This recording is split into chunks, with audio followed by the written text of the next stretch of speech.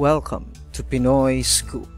For today's news, lumabas na ng Pinoy Big Brother house sina Jamie Halandoni at Michelle Gumabaw sa live eviction night ng reality show noong linggo, kung saan si Jamie at Michelle ang pang-7 at pang-8 housemate na na-eliminate sa kompetisyon. Sinalubong si Jamie ng kanyang ama sa labas ng PBB house, kung saan sinabi niya na excited na siyang kumain ng cheeseburger.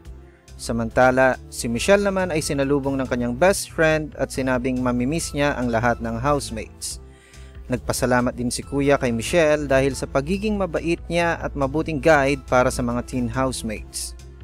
For more news, visit and subscribe to our YouTube channel at www.youtube.com/PinoyScoop.